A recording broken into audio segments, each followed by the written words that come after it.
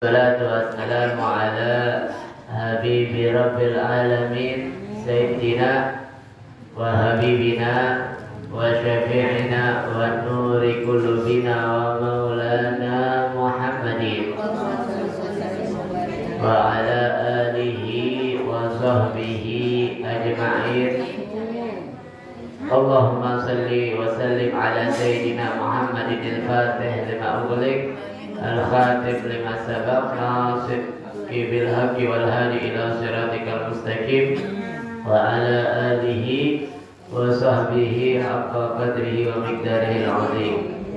Subhanaka la ilma lana illa ma 'allamtana innaka antal alimul hakim.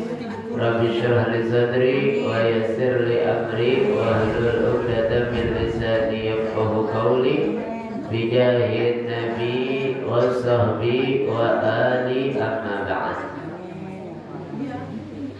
Yang sama kita muliakan dan kita hormati pimpinan Majelis Ta'lim Al-Khairiyah Ibu Haja Siti Rahmah.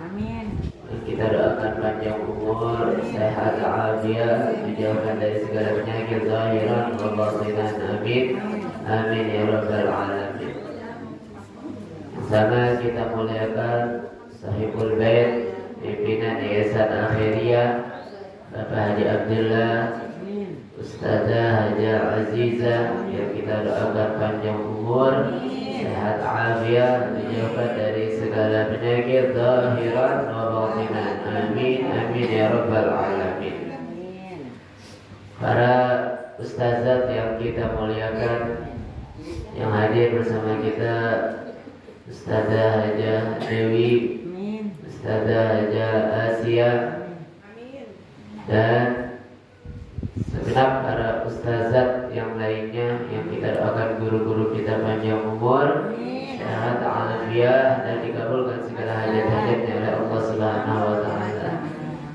Para sesepuh, orang-orang tua kita yang hadir, Ibu Haja Masana, Ibu Haja Rosia, dan yang lainnya, kita doakan orang-orang tua kita ini panjang umur dan dikabulkan segala hajat-hajatnya, dimudahkan segala urusannya oleh Allah Subhanahu wa taala. Amin.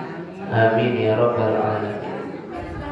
Segenap jamaah Majelis Ta'lim Al-Khairiyah yang dimuliakan oleh Allah Subhanahu wa taala, alhamdulillah kita bersyukur pada Allah Subhanahu wa taala, di pagi hari ini kita kembali berkumpul, hadir istiqamah di majelis yang mulia ini, di majelis yang kita harapkan dapat mendatangkan kebaikan dan keberkahan kepada kita.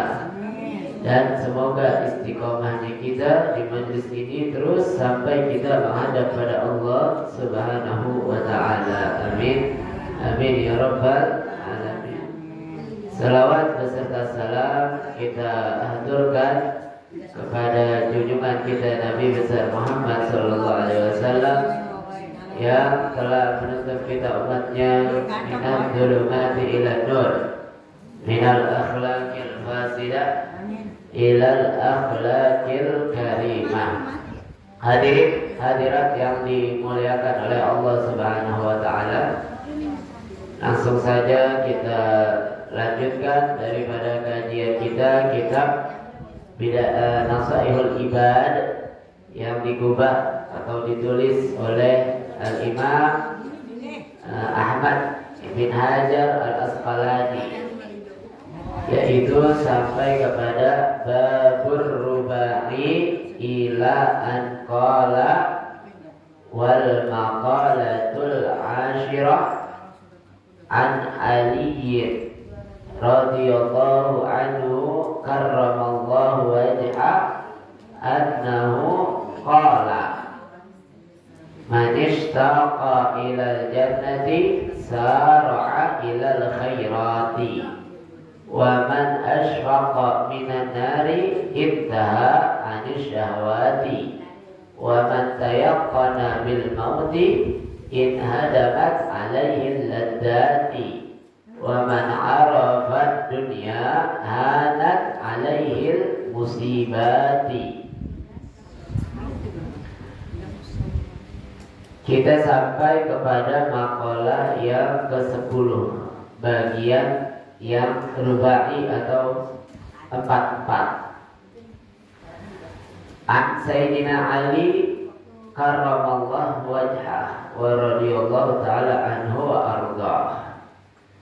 Ini Sayyidina Ali punya keistimewaan sendiri. Doa kepada para sahabat biasanya kita ucapkan dengan radhiyallahu ta'ala anhu. Semoga Allah meridhoinya. Tapi Sayyidina Ali punya doa khusus, doa istimewa yang lain daripada yang lain, yaitu karramallahu wajhah. Semoga Allah memuliakan wajah daripada Sayyidina Ali karramallahu wajhah. Jadi punya ciri khas sendiri, lain daripada yang lain. Doanya kita bukan radhiyallahu ta'ala anhu, tapi karramallahu wajhah. Ini dikatakan oleh ulamanya. Kenapa sebab begitu? Orang kalau punya keistimewaan berarti ada yang istimewa. Begitu, orang kalau punya keistimewaan pasti ada yang istimewa, ada yang lain daripada yang lain, dari yang lain, dari biasanya. Begitu. Nah mungkin kalau dia sama aja sama yang lain, tapi dapat kemuliaan beda. Bilal bin Rabah, itu Sayyidina Bilal bin Rabah dapat kabar gembira dari Rasulullah bahwasanya sendalnya udah kedengeran di surga. Sendalnya udah kedengeran. Nah kalau sendalnya udah kedengeran di surga, pasti ada orang-orangnya. Masa sendalnya doang masuk surga? Kan begitu. Ini Sayyidina Bilal bin Rabah masih hidup, tapi udah disampaikan nama Nabi, kamu masuk surga. Kira-kira enak apa enggak tuh? Luar biasa. Di sini kalau ada yang dikasih kabar gembira, besok kamu pasti masuk surga, udah agak mau ngaji udah. Kagak bakal kelihatan di pengajian. Jangankan ngaji, sholat juga kagak, udah pasti surga. Begitu.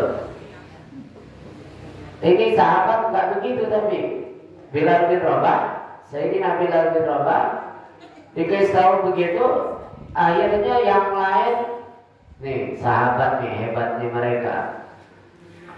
Kalau kita ada teman dapat apa namanya nikmat, kadang-kadang dengkinya naudzubillah.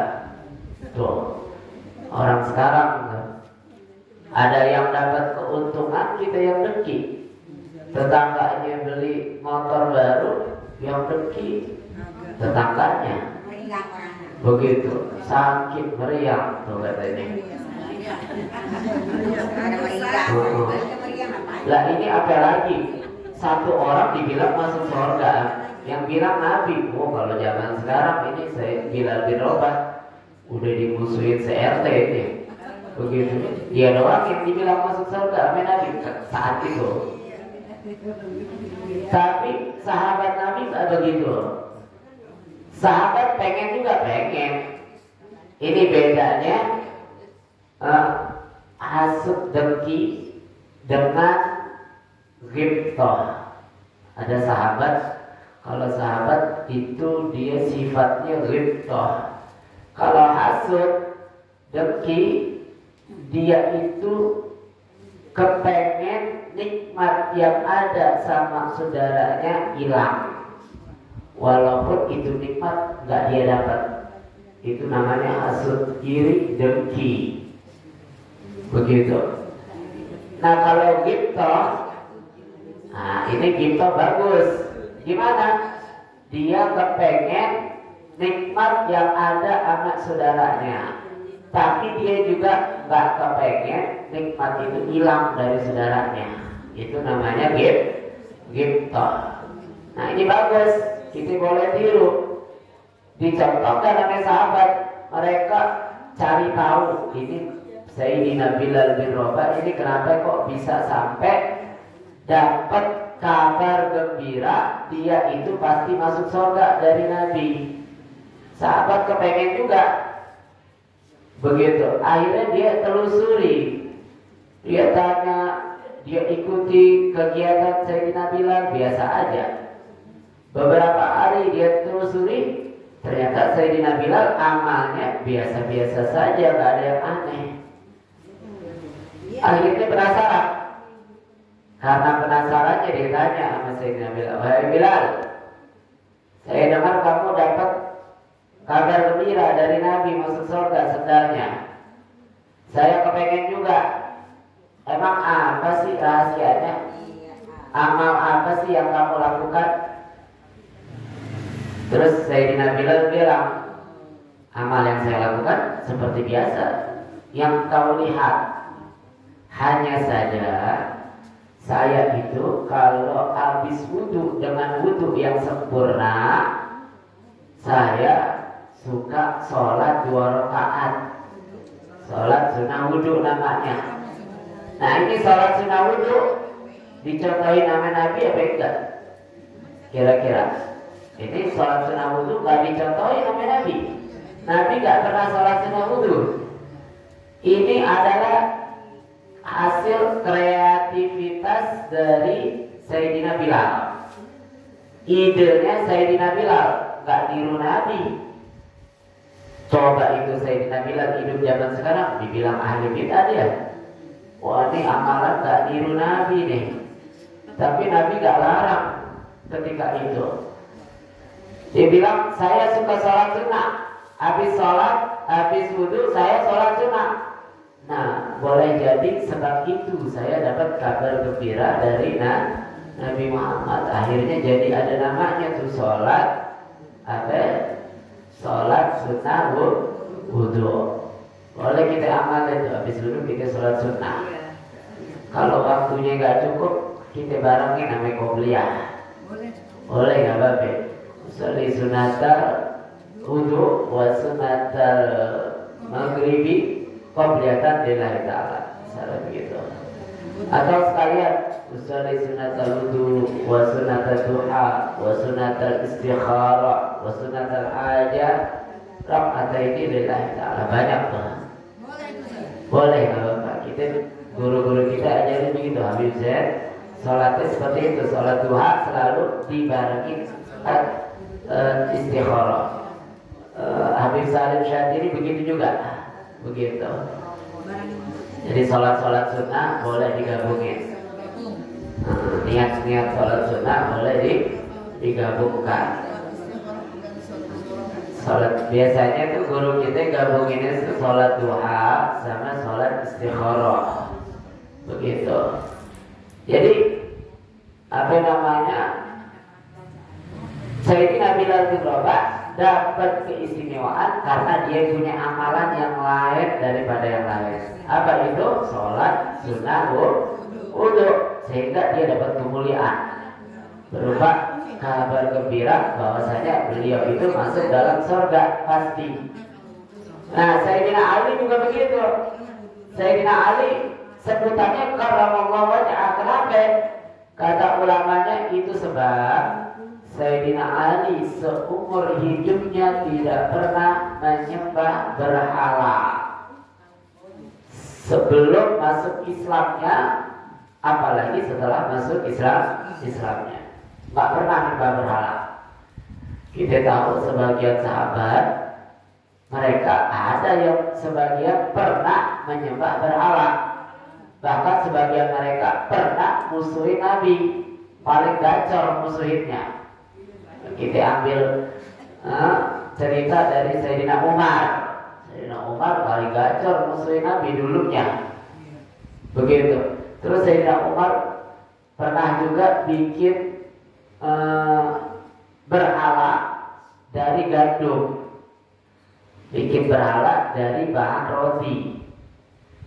Jadi suatu waktu pernah di kota Mekah makanan sulit, itu Tuhannya dimakan atu-atu, tangannya dimakan, kakinya dimakan karena terbuat dari gandum.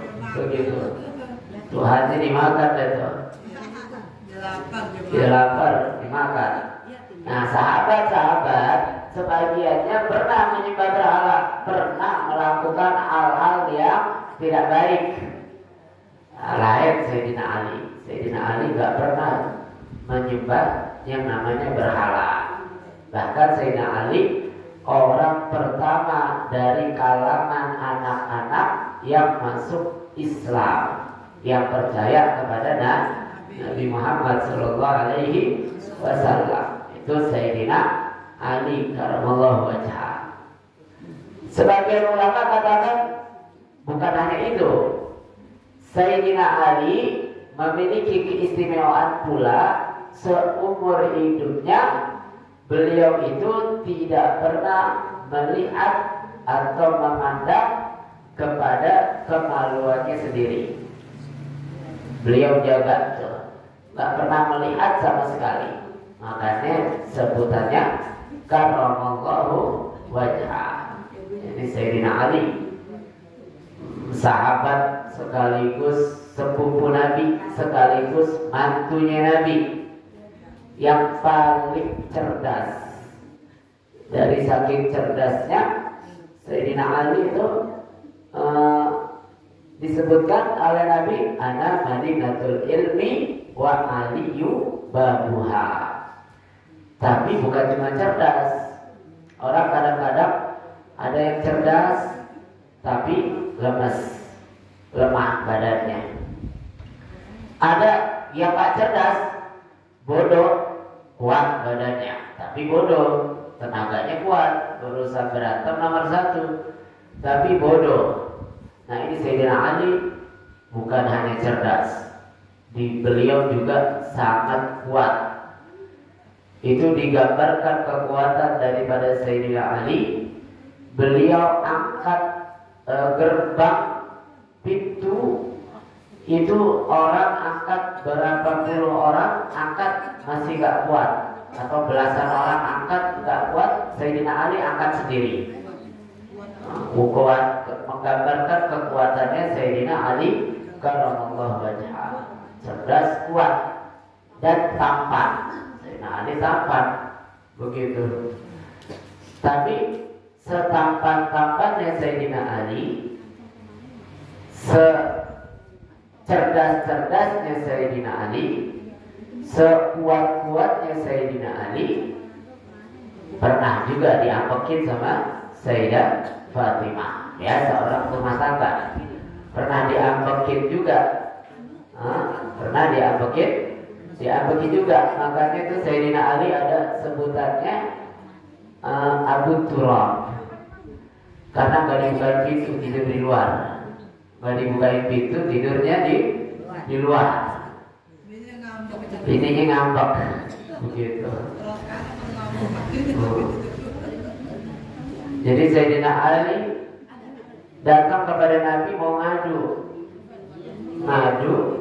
bininya lagi ngambek, begitu. Duduk samping Nabi. Datang lagi Sayyidina Umar atau Sayyidina Abu Bakar, Sayyidina Umar mungkin, sahabat yang ketiga datang mau ngadu, bininya lagi ngambek. Ketika datang, kemudian mereka bertiga saling tertawa, tersenyum. Kamu datang mau laporin bini, kita semua ini lagi diambekin sama bini kita. Kita semua itu masih diambekin sama bini kita, begitu. Jangan dijadiin senjata ini. Ntar ngambek mulu lagi ngambek. Siapa yang mau diambekin lagi? Jadi Sayyidina Ali karamallahu wajhah, beliau katakan, man ishtaqa ila ilal jannah sara'a ilal khairat. Siapa orang yang rindu kepada surga, maka dia akan bergegas untuk melakukan segala kebaikan. Orang kalau udah rindu sama surga pasti bergegas dengan segala kebaikan, gak ditunda, artinya gak akan ditunda, karena dia udah rindu, pengen buru-buru ke surga, Kita aja kalau dijanjiin besok Sabtu kita jalan-jalan ke Tegal mandi air panas, itu dari hari Senin udah nyiapin baju, koper di atas lemari diturunin, padahal cuma 2 hari, baju 13 setel dimasukin.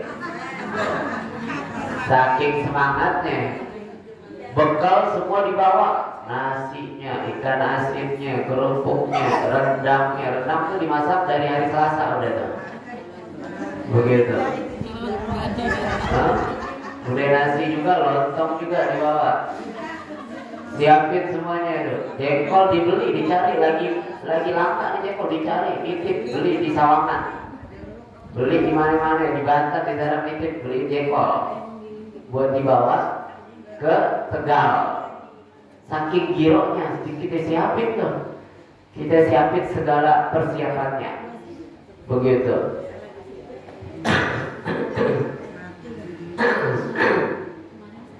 Malam Sabtunya nggak bisa tidur, karena besok subuh dia mau jalan, dia nggak tidur tuh, biarin dia tidur di jalanan aja, tidur di bis, udah giro, dan tuh make up udah dari jam 11. Begitu, dia takut kesiangan, tidur takut kesiangan, begitu. Udah gitu sambil mengangkat rendang, begitu. Jadinya udah dipersiapin semuanya. Nah, orang kalau dia rindu sama surga, seharusnya dia persiapin tuh apa-apa yang bikin kita menuju kepada surga, kita persiapin. Tahu nggak yang menghalangi kita dari surga itu cuma satu pintu? Apa itu? Kematian. Kematian. Makanya kalau pengen buru-buru masuk surga, berarti bukan yang lain ini mah. Sebab Nabi bilang begitu. Nabi bilang orang yang baca ayat kursi dubura kulli sholatin. Nah, ini boleh diamalin. Amalannya Nabi, orang kalau tiap habis sholat baca ayat kursi. Nah, alhamdulillah kita kayaknya amalan kita begitu. Kita istighfar, Allahumma antas salam, kita baca. Ada yang kulhu, kul a'udzu birabbin nas, terus ayat kursi. Kita baca terus tuh nggak ketinggalan, alhamdulillah. Nah, orang kalau baca ayat kursi, kata Nabi, bainahu wa bainal jannah, nggak ada yang mencegah dia dengan surga. Tidak ada yang menghalanginya kecuali hanya kematian. Artinya kalau udah beliau orang ini mati, pasti arahnya langsung ke dalam surga. Begitu. Yang menghalangi kita kematian. Nah, kita persiapin diri untuk menghadapi kematian. Tahu nggak kenapa kita paling takut sama kematian? Siapa ada? Orang udah tua banget, sampai udah bosan hidupnya. Karena teman-temannya udah pada meninggal semua, anak-anaknya udah punya cicit semua, udah punya cucu, anaknya punya cucu, berarti kan tua banget. Terus makan juga udah satu macam doang. Tapi kalau ditanya kapan mau mati nih, nggak mau, tetap pengen hidup sehat minimal tuh, pengen hidup sehat. Malah boleh jadi kadang-kadang karena siklus orang hidup itu muter dari anak-anak kembali ke anak-anak, cuman casingnya aja yang keriput, begitu, casingnya aja yang tua, cuman kelakuan kayak anak-anak. Itu kadang-kadang makin tua makin serakah, makin tua makin dengki, makin tua makin jahat sama orang, begitu. Waliyadzubillah, cuman Naudzubillah. Makanya itu Nabi wanti-wanti. Nabi itu wanti-wanti di usia 40. Di usia 40. Ini sih rasa-rasanya yang 40 saya doang ini. Semuanya udah melewati batas ini. Udah ada yang nikmatin bonusnya doang. Itu Nabi wanti-wanti orang kalau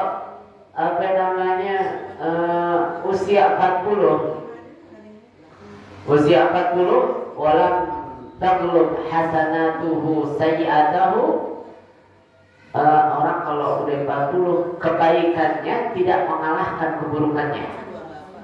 Begitu. Jadi kalau umur 40 masih banyak jahatnya daripada baiknya, maka ini orang gak ada harapan lagi dia masuk ke dalam surga. Gak ada harapan ini orang jadi baik.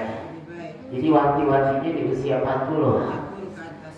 Di usia 40. Biarin deh kalau mau bandel usia remaja, tapi usia 40 mesti wanti-wanti. Sebab kalau udah 40 masih doyan main judi, masih doyan mencuri, masih doyan ngomongin orang, itu terus sampai mati bakalan begitu terus. Waliyadzubillah, cuma na'udzubillah. Yang kita pengen kan kita mati dalam keadaan sujud. Yang kita pengen kan kita mati dalam keadaan taklim, begitu, dalam keadaan baca Al-Quran, dalam keadaan sedekah. Begitu, itu Nabi bilang, Imam Haddad bilang di dalam kitabnya, yang manusia paling beruntung itu adalah manusia yang ketika meninggal dia nggak bawa dosa, yang ketika wafat dia bawa pahala, nggak bawa dosa, dosanya udah putus. Begitu. Kalau kita dengar hadis Nabi, kullu ibnu Adam, ingqata amalu illa min salasin. Setiap Bani Adam itu terputus. Idza mata ibnu Adam ingqata amalu illa min salasin. Kalau ada Bani Adam meninggal, putus amal solehnya. Artinya dia nggak bisa beramal. Nah, kita harus seperti itu. Jangan cuma putus kita nggak bisa beramal soleh, kita juga harus putus jangan sampai maksiat kita terus berjalan padahal kita udah meninggal dunia. Begitu. Caranya gimana yang model begitu? Kok bisa orang udah mati dosanya masih banyak? Fasilitasnya banyak. Misalnya kita sebar foto kita yang sekiranya orang lihat kita menjadi maksiat, atau kita ngajarin orang jelek. Kita ngajarin orang misalnya waliyadzubillah masih nggak ngerti dia, kita ajarin main kartu. Ini caranya main judi begini. Akhirnya dia main judi sampai tua dia main judi, terus selama dia main judi kita dapat dosanya. Atau kita ajarin dia mencuri. Nah, kalau mau nyopet pertama tempel dulu, deketin tasnya. Selama dia nyopet dosanya kita dapat. Begitu juga kalau kita ngajarin benciin orang, tuh jangan sama dia. Begitu amat jangan sama keluarganya dia, jangan sama kelompoknya dia. Dia mah begini dijelek-jelekin itu. Selama itu orang benci sama ini orang, dia dapat dosanya, ya dia dapat dosanya. Tapi itu dosa bakal dikirim juga kepada dia karena mengajarkan kebencian. Begitu. Mandala ala khairin kafaili, orang yang ngajak kebaikan seperti orang yang mengerjakan kebaikan. Orang yang ngajak keburukan begitu juga. Bahkan Imam Ghazali itu ceritain di dalam kitabnya Bidayatul Hidayah. Beliau ajarin kita, kalau pertama beliau tekankan di awal kitab, kalau menuntut ilmu niat yang baik, jangan sampai salah niat. Sebab kalau salah niat bahaya, nanti ilmunya bakal diselewengkan. Ilmunya itu bagaikan pisau. Begitu kata Imam Ghazali. Ilmunya itu bagaikan pisau. Kalau dengan ilmunya dia ngajarin orang kebencian, sama seperti dia punya pisau ngasih kepada si pembunuh. Begitu. Kita punya ilmu dan kita dihormatin. omongan kita dilonggarin, kita ajak orang untuk benci kelompok ini, atau kita ajak orang untuk benci sama seseorang ini, walaupun itu orang ahli maksiat. Sebab kita nggak boleh benci ahli maksiat. Maksiatnya kita benci, walaupun dia itu memang kita tahu tukang mabok. Kita nggak boleh benci tukang mabok. Maboknya kita benci, orangnya kita nggak boleh benci. Nah, maka orang yang semacam itu sama seperti kasih pisau kepada pembunuh. Dia bunuh orang, kita dapat dosanya. Satu orang dia bunuh, kita dapat dosanya. Dua orang dia bunuh, kita dapat dosanya. Waliyadzubillah, summa na'udzubillah. Bahkan di hadis Nabi, beliau Imam Ghazali kutip dari hadis Nabi, itu ngajarinnya bukan ngajarin yang benar-benar, walaupun dengan isyarat, pakai mata. Misalnya ada orang pembunuh nanya, di mana rumahnya Fulan? Kita nggak kasih tahu, di sono enggak. Kita nggak bilang alamatnya ini enggak. Kita cuma pakai alis mata, gitu, pakai isyarat. Itu isyarat semacam itu. Kalau ini orang sampai bunuh itu orang, dosanya kebagian juga. Padahal isyarat doang. Begitu ngajarin semacam itu aja, kita kebagian dosanya tuh. Begitu itu bahayanya kita kalau amal buruk kita nggak putus. Nah, seharusnya kita kalau rindu sama surga, kita banyak berbuat baik, banyak berbuat baik. Kita tuh nggak bisa mencegah orang untuk benci sama kita. Kita nggak bisa melarang orang benci sama kita, nggak bisa kita, karena kontrolnya bukan di kita. Kita nggak bisa atur dia, kita nggak bisa puasain dia untuk selalu cinta sama kita. Dia mau benci sama kita nggak bisa kontrol, begitu. Tapi kita bisa punya kontrol untuk tidak benci dengan siapapun, begitu. Orang lain mau benci kita terserah, tapi kita jangan sampai benci sama orang, begitu. Nabi Muhammad, ada yang cinta sama Nabi Muhammad banyak banget. Ada yang benci sama Nabi Muhammad, ada.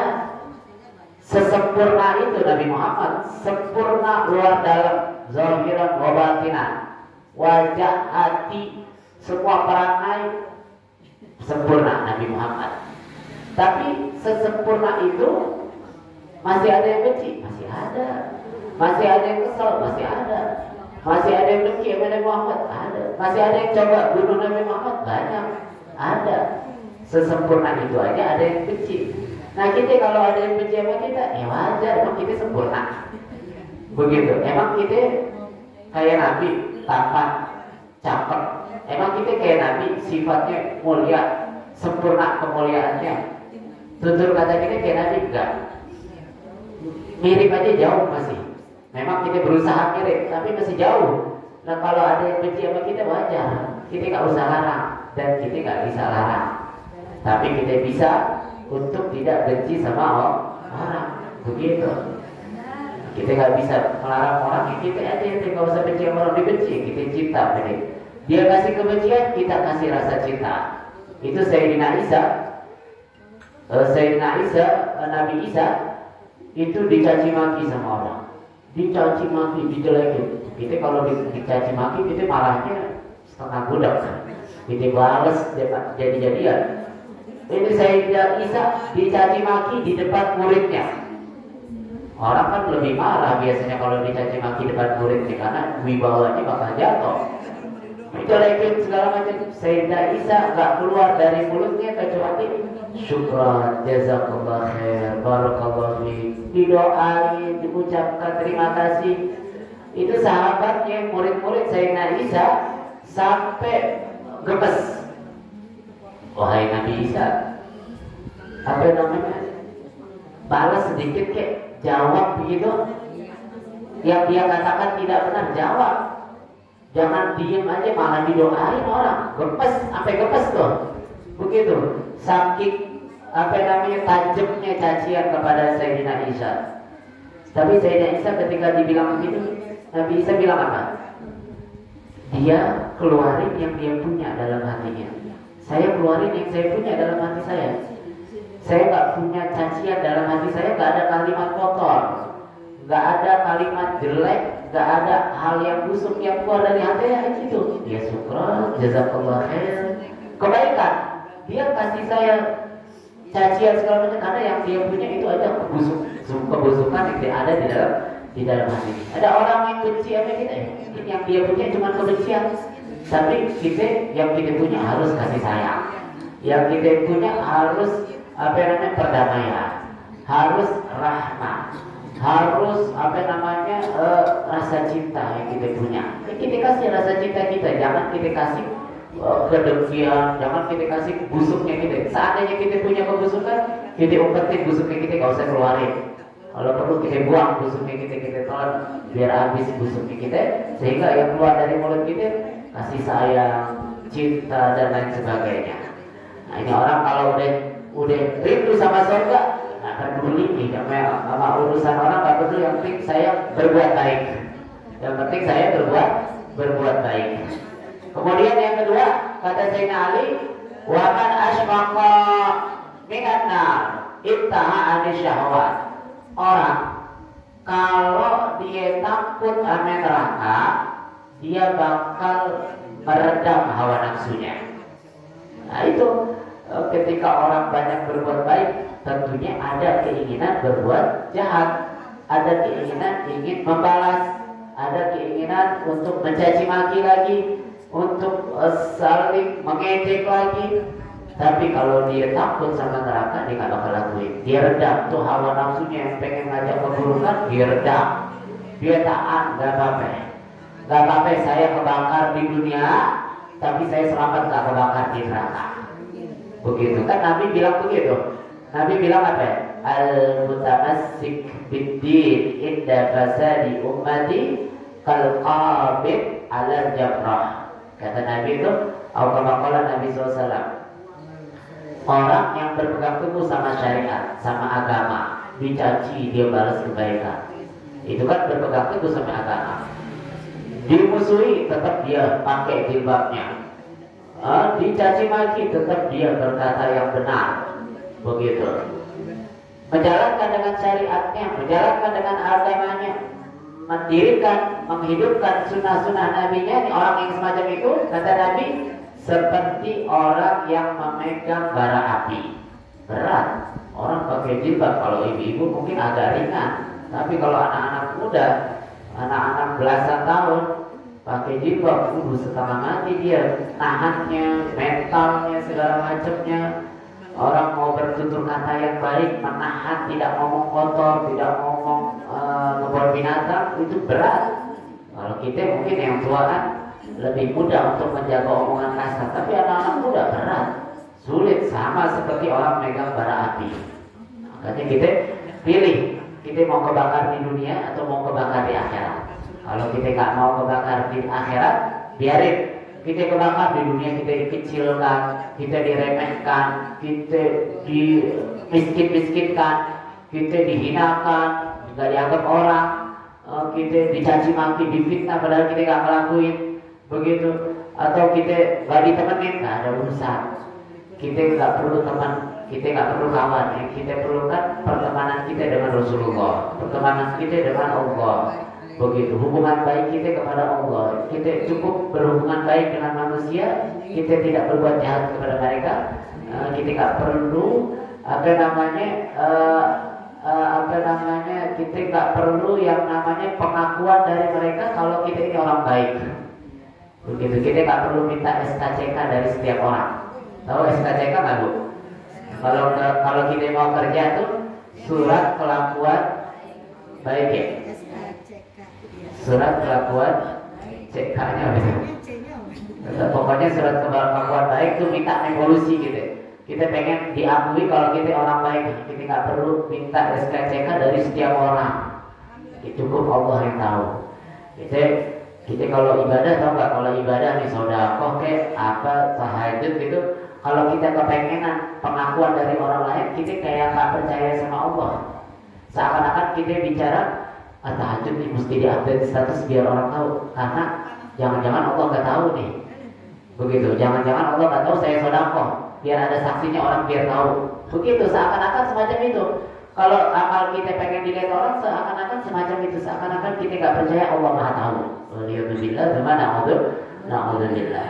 Terus lagi yang ketiga, matayakon bil maut in adabat alailatan.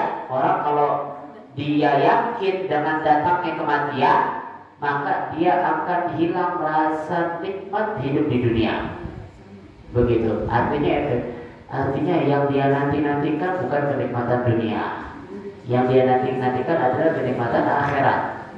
Itu tahu gak Sayyidina Habib Ali bin Abdurrahman Ali bin Muhammad bin Husain Al-Habsyi yang nulis Maulid Situduron. Habib Ali bin Abdurrahman bin Muhammad bin Husain Al-Habsyi, kakeknya dari yang di Solo. Ini besok Solo Selasa atau Rebo begitu acara Solo tuh Habib Anis bin Alwi bin Ali bin Muhammad bin Husain Al-Habsyi. Apa namanya, pengarang dari Situduron. Beliau bilang, kalau bukan karena dua perkara ini, aku gak akan betah, gak akan mau tinggal di dunia. Udah gak betah aja di dunia. Begitu.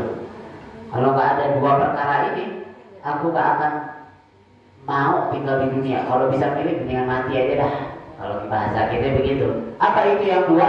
Yang bikin Habib Ali betah, yang bikin Habib Ali senang, begitu, adalah Qiyamul Lail.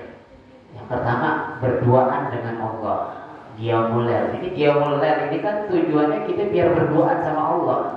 Jangan disalahgunakan. Artinya apa? Jangan diupdate di status sehingga kita nggak berdua lagi sama Allah. Kita nggak berdua lagi sama Allah, tapi bertiga sama orang-orang yang lihat. Bahkan beramai-ramai sama orang yang lihat status kita. Gitu. Nah kita dulu ibu-ibu nih, kalau lagi berduaan dengan suaminya, kira-kira mau nggak ditonton sama orang? Nggak mau. Begitu. Nah kita lagi berdoa sama Allah, kita lagi tahajud, qiyamul lail, jangan sampai ada yang lihat, jangan sampai ada yang tahu, jangan kita pamerin. Begitu. Kita kalau melihat ada orang pacaran dipamerin terus disebar ke orang-orang, kita anggap ya orang gila, nggak tahu malu. Kan begitu. Nah kita juga begitu. Kita tanamin dalam hati kita, kalau kita tahajud kita pamerin ke orang, berarti kita gila nih. Begitu. Nggak tahu malu. Padahal Allah Maha Tahu kok kita pamer lagi ke orang. Ini saya Imam Habib Ali begitu. Kecintaan yang sama dunia cuma tahajud. Makan-makan enggak cinta, makan-makan. Jalan-jalan enggak. Ini kenikmatan, perhiasan segala macam enggak nikmat. Punya mobil mewah enggak nikmat. Tahajud. Yang kedua adalah bertemu dengan orang-orang soleh, ngumpul sama orang soleh. Kalau nggak ada itu semuanya, kata Habib Ali, saya nggak mau tinggal di dunia. Kalau nggak ada anak orang soleh, nggak ada tahajud, saya nggak mau tinggal di dunia. Begitu. Allah perintahin kita bukan jadi orang soleh, tapi Allah perintahin kita wa kunu ma'as shalihin. Jadilah kamu selalu bersama orang soleh. Pilih teman yang soleh. Sebab teman mempengaruhi tabiat dan sifat kehidupan kita.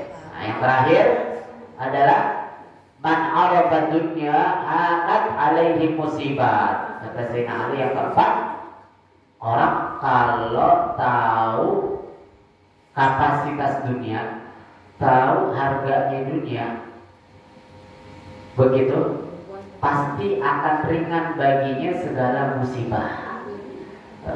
Kadar dunia gak ada apa-apanya. Itu Allah bilang di dalam hadis qudsinya, seandainya dunia ini ada harganya, bahkan ini dunia seharga sayap nyamuk sebelah, sayap nyamuk satu doang, gak dua-duanya lagi. Seandainya ini dunia harganya sama seperti sebelah sayap nyamuk, kata Allah, aku gak akan kasih minum walaupun seteguk buat orang-orang kafir.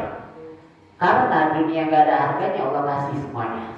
Yang Islam Allah kasih kaya, yang kafir Allah kasih kaya, yang nyembah berhala, yang nyembah Allah, yang beriman, yang gak beriman, semuanya Allah kasih. Karena dunia gak ada harganya, gak ada harganya dibandingkan bagi Allah Subhanahu Wa Taala. Bahkan Nabi juga sering sampaikan tuh, sholat 2 rakaat qobliyah subuh lebih bagus dari dunia dan isinya. Bukan sama bagus, tapi lebih bagus. 2 rakaat Qobliyah subuh lebih bagus daripada dunia dan isi-isinya. Nah, kalau kita tahu kadar dunia, semua musibah nggak akan ada apa-apanya. Musibah apa yang terberat? Kehilangan orang yang terkasih nggak ada apa-apanya. Kata Sayyidina Syekh Abu Bakar bin Salim, beliau katakan lebih baik punya batu daripada cuma megangin emas orang. Kalau kita gampangnya lebih baik kita megang punya kita 1000 daripada 100.000 megangin punya orang. Kita megangin duit banyak nih, jutaan, tapi kita nggak bisa pakai punya orang, kita nggak bisa pakai. Kita punya 1000 kita bisa pakai, kita bisa beli es krim, kita bisa yang harganya 1000 ada es krim. Nah, begitu. Kita bisa pakai, tapi yang 100.000 nggak bisa kita pakai. Nah, ini dunia begitu. Dunia nggak bisa kita gunakan selamanya. Yang kita bisa pakai nantinya apa? Di akhirat.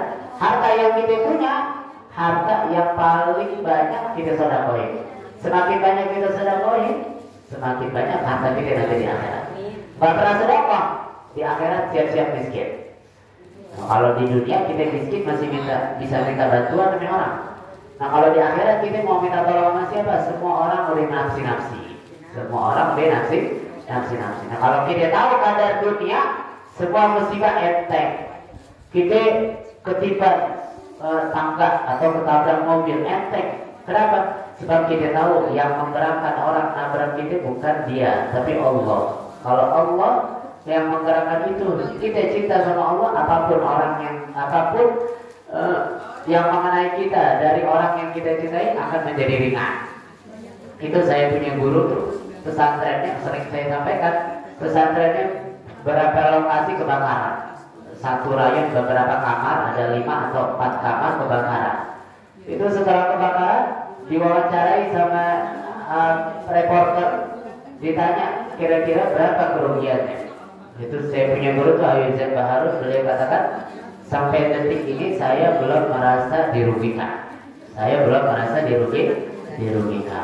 Orang kalau udah ngerti urusan kadarnya dunia, musibah semuanya enteng, ada apa-apanya. Gak akan sedih, gak akan marah, apalagi gak akan ngamuk, karena dia tahu kadar dunia gak ada apa-apanya. Mudah-mudahan Allah Subhanahu wa Ta'ala beri kita taufik, beri kita hidayah, sehingga kita bisa selalu senantiasa mengerjakan segala kebaikan-kebaikan, menghindarkan diri dari segala syahwat dan kemaksiatan, sehingga Allah berikan kita untuk dapat mempersiapkan amal ketika kita wafat. Allah jadikan hati kita itu berat untuk melakukan kemaksiatan. Allah jadikan hati kita lebih condong kepada akhirat. Allah jadikan hati kita menjadi acuh tak acuh terhadap urusan dunia. Dan semoga Allah Subhanahu wa Ta'ala dengan berkahnya kita kumpul ngaji hadir di tempat ini, Allah kabulkan semua hajat-hajat kita, Allah mudahkan segala urusan kita, Allah kabulkan segala doa-doa kita, Allah jaga kita dan keluarga kita dari mara bahaya, dari segala penyakit, dari segala musibah yang zahir maupun yang batin. Harta yang kita keluar untuk urusan agama, untuk urusan ibadah, seluruhnya harta yang kita gunakan untuk kehidupan sehari-hari, mudah-mudahan Allah ganti dengan harta yang lebih barokah, harta yang lebih membawa kita mendekatkan diri kepada Allah Subhanahu wa Ta'ala. Ala hadhihi niyyah wa ala kulli niyyah salihah wa ila hadratin Nabi Sayyidina Muhammadin sallallahu alaihi wa alihi wa sahbihi wa sallam. Al-Fatihah. A'udzu billahi minasy syaithanir rajim. Bismillahirrahmanirrahim. Alhamdulillahirabbil alamin. Ar-Rahmanir Rahim. Maliki yaumiddin. Iyyaka na'budu wa iyyaka nasta'in. Ihdinas siratal mustaqim. Siratal ladzina an'amta 'alaihim ghairil maghdubi 'alaihim waladdallin. Amin. Amin.